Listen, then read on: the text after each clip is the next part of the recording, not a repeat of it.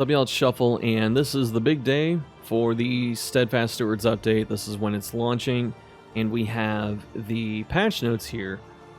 There are a massive amount of changes to Occultist, who's been redesigned for the most part, and surprisingly Plague Doctor. They slipped her in here too, which I think is good because PD, Leper, and Hellion, pretty much anyone that's not Occultist, like, is gonna need a lot of help. So I think the more time they have in the oven, the better. So I'm glad they at least got PD in here. But we're gonna start with the notes on the UI and stuff before I move on to the heroes, which I'll just show that in game. Academic view now displays when skills ignore tokens, when the skill requires certain conditions, speed, and stress resistance. Hero skill cooldowns, skill uses, and conditions are now displayed here too. Very cool. We've opted to start with the dynamic information, then plan to update specific enemy info where it makes sense, such as bosses and unique enemies. It should provide the academic view should provide a rough generalized outline of what an enemy can do and from where, but should remain accurate without adding confusion. There are many enemies in the game. There will likely be missing or incorrect strings. Please let us know if when you come across any bugs. This is a good change. People have been wanting the academic view cleaned up for a while, and now it's happening. Because, like, the old version, it wasn't even just certain things weren't clarified in, like, the tooltips or whatever. It was just straight up, like, information was not given to you. Like, certain moves ignoring dodge it, like, on the older enemies, it just didn't tell you. And that was pretty annoying, because you just kind of have to infer that that's what's happening after so many attempts. Tooltip formatting adjustments. I've been speaking too quickly. So they're adjusting how the tooltips work or how they read, so it should be a little bit easier. Token glossary improvements. Certain tokens will now appear depending on the context, such as hero shrines, encounters, regions, and kingdoms modules. So this way, when you hit the token glossary, you're not going to have the entire list of, 70 tokens or whatever it is, and, only some of them apply because you're not running certain characters. And now it's going to be consistent. Tokens now have duration that display in tooltips, same as dot. Thank goodness, because how many of you knew that most tokens wear off after 3 turns? Might not have known that initially. Dot duration tooltip color now matches dot color. That's pretty nice. It's a nice accessibility thing. Heal skills tag now displayed on similar skills. On skills similar to how melee and ranged are. Perfect.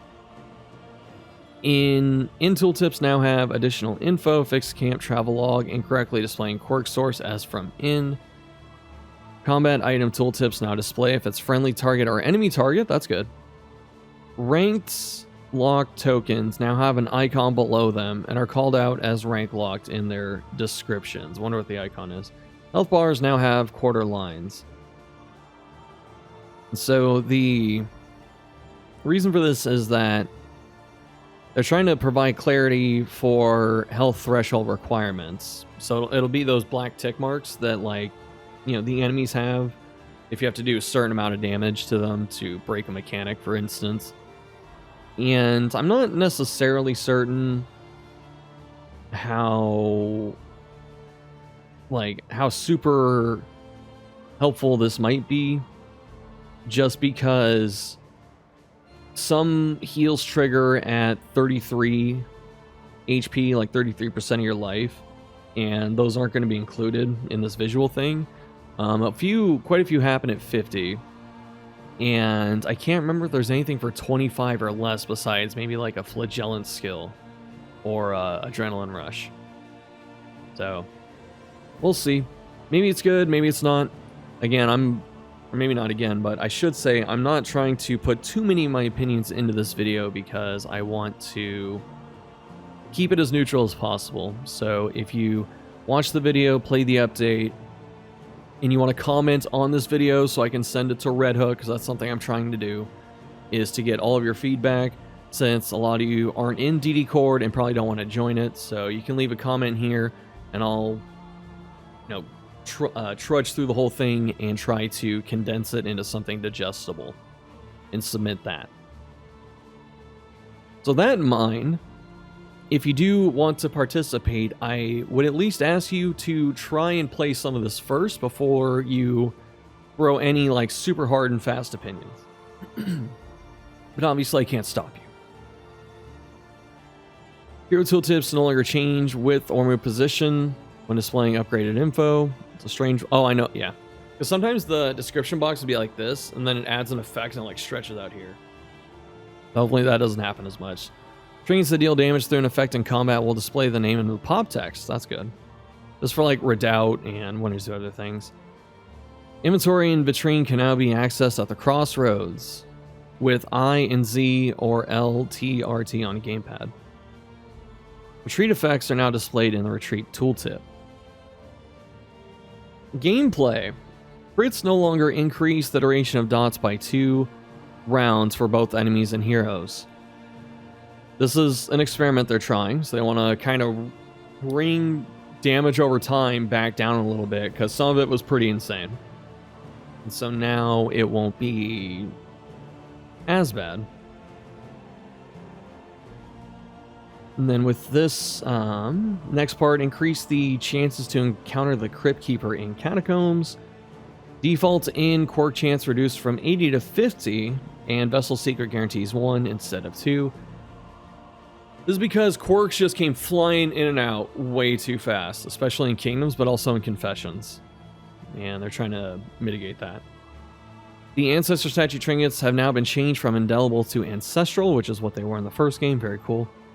Now, after killing the Gaunt Surgeon, patients can be found in Gaunt Road battles for 3 regions. For Confessions, this should be like most of the run after that. For Kingdoms, it's only 3, but I mean, that's still significant.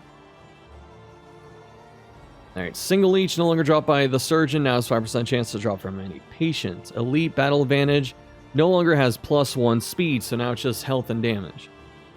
Hasten, reduced speed advantage from 4 to 2, thank goodness. Only hero trinket and signature in-item goals will generate when the Altar of Hope is completed, so no more candles. And you can see them ahead of time.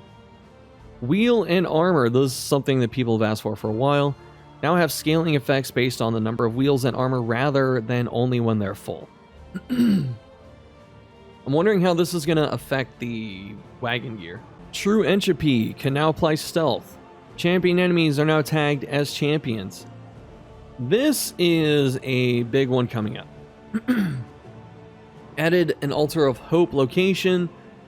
They're calling it the Dam. It's a work in progress. So in the Living City on the altar, where you get all your hero upgrades and stuff like that, their tracks, there's a little spot off to the side. It's like a water gate. And so it's so far away that it's like, is this part of the city or is this something else? And it's been speculated that if they ever add anything to the altar, it might go there. And so they did. And now it's its own location. To my knowledge, this doesn't cost candles to activate. It's just there, but I have to boot a new profile just to see what it looks like. I haven't yet. The reason this is important, though, this area has run mutators. It offers a toggle to enable retreating in Confessions, selling at Hoarders in Confessions, and having the mountain appear at all inns. There are plans to add additional options when and where appropriate. The name is also work in progress.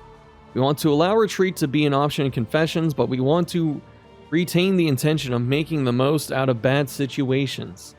The successful retreat effects in Confessions are as follows: 3 loathing and 1 stress to each hero. All values are subject to feedback and adjustment. The starting values are also intentionally high to ensure the impact is felt. So these are pretty big. With retreating, this is something that was requested for a while, and then it got added to Kingdoms, and Kingdoms proved that the concept works. So now they're going to try it in Confessions. Selling at the Hoarder was something else that Red Hook initially didn't want to do, but they added it to Confessions, or Kingdoms, and people liked it. So now they're going to try it in Confessions. So make sure that if you're trying either of these, that, you know, if you dislike them or like them, let them know. Because these are big, and these are things that likely need some feedback to really hammer out the details. The last one, having the mountain appear at all ends. This is a really cool idea. So this is where I'm going to put in an opinion. But with the mountain appearing at all ends, there are a lot of implications for this. You can have a run that's super short and just see how well you do. You know, you can just go straight to the end from the valley, presumably, and see how you do.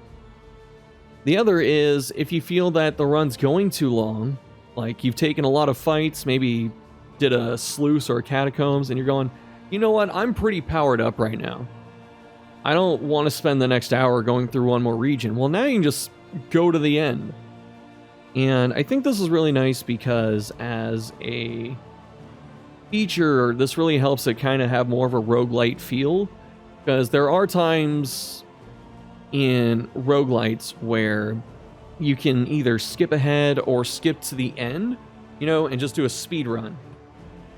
And that is pretty cool to have it done this way. So the other thing that it really does is not only does it shorten the runtime, it makes the game harder. If you want to go into the mountain with no upgrades except like 2 mastery and like 1 or 2 trinkets or something like that, you can do that and see how everything goes. So I think it's a very creative solution to a problem. And I'm really excited to see what this is like. Because there's definitely going to be some like... you know what? I'm just thinking in my head now, it'd be really good just to practice bosses, you know? Where, yeah, you won't have all the upgrades and stuff like that, but if you have the upgrades later, and you can already do it without them, then this really helps practice mechanics, you know? You might be short on damage here and there, but otherwise, I think it's a cool idea, especially if you're going to do something like Bastard's Beacon, where the mountain bosses are powered up, and instead of spending 3 hours getting to the mountain and learning what the boss does and potentially wiping and having to do that every time you want to practice the boss, you can just zip right there. I'm definitely going to try this out a lot. Shambler's Eye, replaced on crits. This is a Occultist trinket, right? Yeah. Replaced on crit, binding shadows, gain unchecked power to on kill, gain unchecked power. That's a bit hard to parse. General fixes, etc., etc. Now let's look at the characters. Just to show you this part, here is the dam. Actually, I think my camera's right in front of it, so hold on. Let's move. Whee! Over here. Alright. So here's Living City. Here is the dam. And you get retreat, porter selling, mountain at all ends. So you have to turn this on. Like I said, I didn't have to spend candles on this profile, so I'm assuming you don't have to on any profile. Starting off with Occultist here. Sack Stab. They changed the color of the up token. It's not orange anymore. It's yellow, which is denoting a positive, and then the like cyan, teal looking blue to show that it's a like a hero type of token. Now Sack Stab does a little more damage. It does bonus damage to corpses alongside the executes, and when you hit a combo target, you guarantee get the unchecked power, and if you kill something, you get the unchecked power as well, aka up. We're going to call unchecked power up in order to conserve word count. Artillery no longer stuns with 2 up, instead it's just combo, and you gain up instead if you land a crit, so this can give you 1 or 2 if you do crit. Weakening Curse. No changes on Wanderer. Weird Reconstruction. Bonus guaranteed crit on having enough up tokens. But now, besides the bleed amount being lower, very thankful for that, If you have 2 up tokens and you cast this on someone, they also get 2 stealth, which Occultist does have some stealth synergy, but stealth is just a pretty useful token in general. This is much the same almost as Butcher's Circus, where I think it was called Stygian's Embrace. It was a skill they replaced with Occultist, so he got that instead of Hands from the Abyss. And it would heal and stealth the target. Demon's Pull no longer clears corpses on base. It has to be upgraded.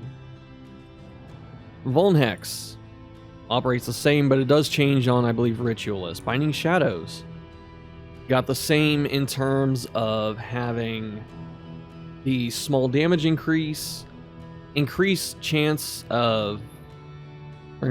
unchecked power chance to 100% when stealth. So if you hit a combo target, instead of having just half a chance, you have a guaranteed, and if you hit a combo target, you also gain stealth.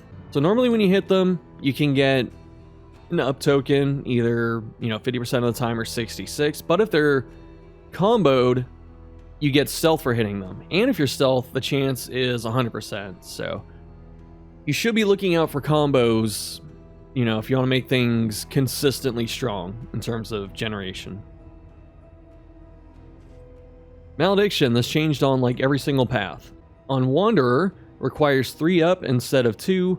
It ignores all dodge, and it has inherent resist piercing, so 30, and then mastered to 60. The effect is now the enemy that you hit gets combo tokens every turn for 3 to 5 turns. So they can just keep regenerating combo, and you can keep spending it, which... interesting. I'm trying not to give opinions, I want to let people figure stuff out for themselves, but this is an interesting way to go about something. Anamnesis got a small damage bump, and you can use it for rank 3, and it does a shuffle on mastery, as well as costing 2 up instead of 3. Burning Stars got a small nerf. It ignores combo on... or not combo. It ignores block on mastery only, and it does not give combo anymore. But you still need up to trigger it, so it goes from 3 down to 2, and the crit is 5 up to 15, which is pretty substantial. Chaotic Offering. We still don't know what the random side effects are, despite having new tooltips. Ritualist. Affected skills: Artillery, Binding Shadows, Malediction, Sackstab, Volnhex, Weakening Curse, and Weird Reconstruction. So, Artillery. Get a speed on crit instead of up. Sackstab is just a nerf version of the Wanderer version. They don't get the bonus corpse damage and the killing blow plus up. Alright, Ritualist, so we're focusing on the curses. Weakening Curse no longer removes strength or crits. Kind of sad there's no crit removal anymore, but that is what it is. And when you use it as the mastered version, when the enemy attacks, Occultist gains up for 2 turns. So you can cast this once, get 2 up tokens in return, and start planning your stuff out that way. Weird. The up effect, so if you have 2, besides the guaranteed crit, now it removes all negative tokens. So being able to remove negatives is pretty cool. Just really glad to see more of that in the game. Demon's Pull is the same. What's next? Volnhex. No longer removes the block and dodge, or just block. Actually, I think it's only on Mastery it did that anyway, right? Yeah, okay. So instead, it gives him up at the cost of just giving 1 Vuln instead of 2 now. So it's a slightly weaker effect, but he does get up. So you can throw out both curses and then have 3 right away. You probably open with Weakening, so by the time you hit this, you have all 3 coming up.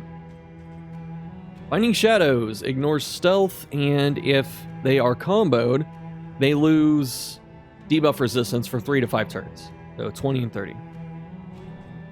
Malediction. If you have 3 up, you can cast this, and what it does is applies to the attacker when hit. So the enemy, if you attack the enemy, it has a chance of giving these things to the player. So it says, when hit, either they get strength, or dodge, or block, or crit. This is a 2-round debuff. The upgrade is the same chance of tokens, but inverts all of the positive tokens on the enemy. So if you just really want to screw them up, you know, if they have all this stuff on them, then you can just throw this out, flip everything, and every time it attacks, you know, or every time you attack them, then you get a token back, which is kind of cool. Anamnesis, the same. Stars, the same. Chaotic Offering, the same. Did I miss anything?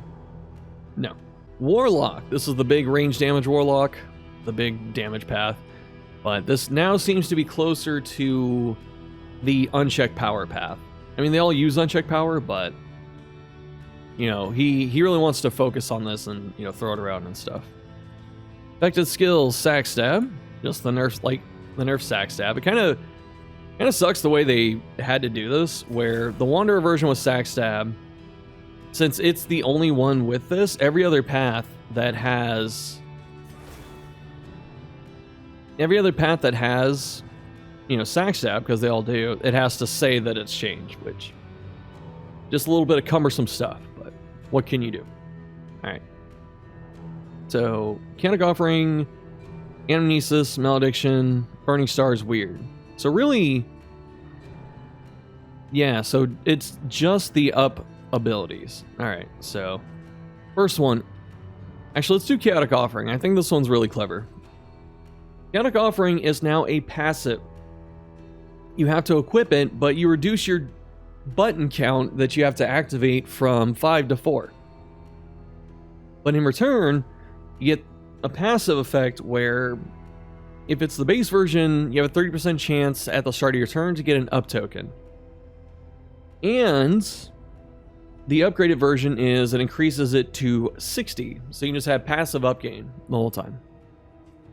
Now, the thing with the bonus damage from unchecked power, it's much like Jester's. Actually, I forgot. I was going to start talking about what unchecked power can do on this path, but now we have the updated token glossary. So now we can see it right here. Unchecked power now burns himself for 1 turn per token. This is now resistible. This is for all occultist paths. I forgot to mention that. But the effect at the bottom is also different. So per unchecked power, he gets 1 bonus damage, and he loses 10% max HP. So when you have all 3, you know, he does +3 damage on everything he's doing, but he's constantly burning himself, and Burning Star specifically gets double that damage. So instead of 3, it's +6, which is pretty strong. But also, I forgot to look at the other variants of this. So Wanderer, it's just the burn. This also scales, if you couldn't tell, so per token. So if you have 1, burn yourself for 1 damage for 2 turns, you go up to 2, and then 3, you can burn yourself for 3 damage per turn for 2 turns. Which is kind of painful. And then with Ritualist, the same thing, except now he gets the debuff res piercing, but then he loses debuff resistance himself, so it's very close to Confessor Vestal. And so Burning Stars, listed alt, but yeah, Burning Stars can essentially get +3 damage instead of like +3 extra damage if you have a full set of up tokens. So instead of being 10 to 18, it's 16 to 24, whereas the Unmastered version takes 3 and it caps out at 10 to 13 up to, or from 10 to 13 and then 18 to 21. So with this in mind, you have a pretty good chance of just constantly pumping out Burning Stars because the requirement gets lower. Next, Anamnesis. It is now a single target attack. This is kind of like the finale of Occultist now, at least for Warlock, where it only hits 1 target, it only does 1 damage, but you have to remember that you can add an extra 3 damage to this. So instead of 1, it can go up to 4 if you have 3 unchecked power tokens.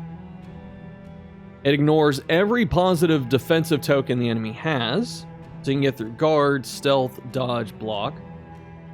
And you do 1 damage per positive token on the target. So if the target has, for instance, just like 4 positives, you're doing a bonus 4 damage. Plus the extra 3 that you're doing by having all of the up tokens. So this can jump up to some pretty big numbers easily. You know, just a consistent 6 to like 8 or 9 damage hit, depending. And then it can scale with other stuff as well, by the way. When you hit a target with Anamnesis, it ignores all the defensive stuff and removes all of their positives. So it's kind of like an offensive indiscriminate science. Or I guess indiscriminate science if it truly was indiscriminate. The upgraded version, the bonus damage from up is doubled. So this can hit kind of hard with that in mind. You know, the enemy has 2 defensive tokens, you have 3 up. So it'll be 1 up to 3 because of the 2 tokens, and then plus another 6, so 9 extra damage. They can hit anything through anything. And then if you add strength and crit and all that to it, or the enemy has vuln, like this thing can actually put up some numbers, if you can believe it. Malediction ignores dodge, debuffs the target. When your ally hits the target, they have a chance to heal 10% of their life, 33% of the time. The target also has the same 33% chance to heal 10% of their life for 2 rounds. The upgraded version gives you a bigger edge where it's 66% of the time. If I had to insert an opinion here, I don't know how many I'm allowed, but I would say this is probably the weakest malediction out of them. Just because 10% is not a massive amount and it's not guaranteed, and healing 10% on certain enemies can be annoying, to say the least. So who knows how good that would be, especially because when you're hitting the target, you can't stall on them because you might heal them, unless it's like a certain just really not strong enemy, I guess. And most of the time, they're only going to live for a couple hits anyway. So, how much value do you get out of that? The best target would be a boss, but you don't want to give a boss 10% of its life back, you know, when you hit it. That's a little too dangerous. Alright, did we miss anything? Oh, weird. Weird on this path gives you regeneration. And that's pretty cool. So, it neutralizes the bleed damage you're taking. Or if you resist the bleed or the bleed doesn't trigger, then you get a lot more HP back. Aspirant. This used to be the melee path, and now it's doing something different. So unchecked power increases max health, but has a chance to immobilize. Not even that bad of a thing, if I can be quite honest. What is that percentage? 10% bonus max HP per up token. And round start, double immobilize, 25% chance per token. There are quite a few instances where keeping Occultist locked in place might be good. So it's not as big of a downside as one may initially think. Attack stab. Keep hitting control because after I do that, so. Attack stab has changed where you don't get the up when you hit stuff or kill stuff. Instead, now you just get blocked if you kill something, which is something. And then we have, let's see, Binding Shadows. It's forward 1, so you can still have your Dance Occultist, again, if you really want to. But you also now risk him immobilizing himself. But at the same time, if you want to spam Binding Shadows and you can immobilize yourself, then you can just keep doing it, you know? So it's a forward 1 move, it ignores stealth, and you get stealth when you hit a combo target. So if you have someone else just setting up combos all the time, you can just stay in stealth and immobilize. That's gotta be interesting. There have to be some implications where that's good. Like Harvest Child, immobilizing yourself permanently would be really good. And I'm trying to think of a boss. A lot of them ignore stealth now, if they need to hit something like specifically, but there have to be some cheeky things that are possible with something like that. Malediction. This is the old Malediction, or at least the most recent Malediction that we're used to. So, debuff res piercing, ignores dodge, takes up, and this is the one that applies damage over time to the enemy. So this is your boss killer once again. What else? Burning Stars. I think Anamnesis is the same, which is surprising. Burning Stars now burns. All those people out there over the years, why do they call it Burning Stars? When it doesn't burn, well, now it burns. The damage got lowered slightly. Still gets the same jump in crits. And the mastered version has a little interesting thing there at the bottom, where you do your burn damage to them, but if you're burning as well, you copy your burn to the target. I think, depending on what happens with Runaway, I didn't expect Occultist to be the burn hero that we needed, but right here, this Burning Stars sets up Backdraft like no other thing possible. While he's charging up, Runaway can burn something, and then he stars the target, burns it as well, and then you can backdraft what's behind it for hopefully a lot of damage. But also we have to keep in mind that dots don't get their duration increased by crit anymore. So we'll have to see. But this opens some interesting possibilities. Let's see, so we did Binding Shadows, Malediction, Sack Stab, Burning Stars, Weird. Weird on this path removes all dots on the hero. I'm wondering if that happens before or after you heal them. I haven't tested this. But if it happens after, that'd be pretty funny, because then you can heal them, they get bled, and then you remove it anyway. So there's some cool stuff here with Occultist. There's a couple missteps, but otherwise, interesting direction. Right now, if I had to make a prediction, it might be Aspirant and Warlock are both pretty strong from here. Like, Warlock has a lot of just damage. It's damage everywhere. And then Aspirant has some, you know, damage again, but then also quite a bit of support and utility, which I think is fun. Ritualist. Seems like it might be a little weak, but we'll have to see. It does have a good weird now. Or a better one, I should say. And the Malediction's alright. I think, was it Warlock that had the... Yeah. Okay. This is definitely the worst Malediction. But otherwise... I don't know. It's hard to say what's going to be good or bad right now.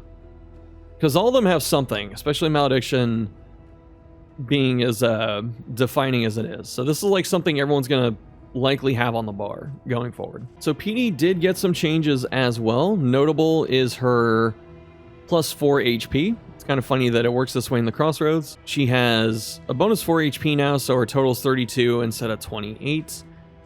And, you know, depending on when all these change, she's going to be a little bit different, of course. I don't believe any of her paths changed so far, but some of her skills did. So I think she's getting prepped to be next. Let's look at Wander. Noxious Blast. Res Piercing and +1 Blight against combo targets. And getting this came at the cost of doing just 6 base Blight. Overall, I think this is pretty good in terms of just making something useful. It makes combo not feel as bad as it was before, because there were times where, with the way the old stuff worked, that you would not want to trigger combo with some damage over time attack. You'd rather try and wait and use something else, but sometimes you couldn't, or it was a little too suboptimal, or whatever. And so now this at least makes it more desirable by making it worse to start with, which maybe that's good, maybe that's not. Blinding Gas appears to be the same. Incision got the same treatment, where it does bonus DOT against combo targets with the Res Piercing. Battlefield Medicine is the same, 3 uses, and the dot removals. Ounce of Prevention got a bit stronger. So it's no longer 15 up to 25, it's 20 to 30. And when you master this now, you also get debuff res, which should help it do a little bit better, and the cooldown comes down, which is nice. Because the way that Ounce of Prevention was before was that because ordained enemies got resistance piercing in Confessions, and they still do to my knowledge, but having that made it so the effectiveness of Ounce kind of got bad over time, because it would go from 15 down to 5, and then you're upgrading not to give it anything special, you're just upgrading it to counter the ordainment, which is, you know, some people might like that. I personally didn't, but giving it a little more base resist to help it out and giving it debuff res will probably make it more appealing. Play Grenade, still as it was, has the cooldown. Emboldening Vapors, double strength. I believe it was just 1 before on Wanderer, but now you get 2, it removes daze, and you get the speed when upgraded, which is pretty good. Physician should have the same one. No, Physician has the old one. Interesting. So some of these change per... Oh, you know what it is? Is it because... Yeah. The Physician one has no cooldown. That was the other draw to it. So some of these did change, actually. I guess we'll have to go through some of the paths here. Emboldening Vapors, removing Daze and Stun is kind of cool. Now we have Disorienting Blast. Shuffles, removes Guard. Pretty nice. So I'm assuming it ignores it? It would have to ignore Guard to remove it, to my knowledge. So maybe that's... Maybe I'm not understanding something, or maybe that's just a typo. We'll see.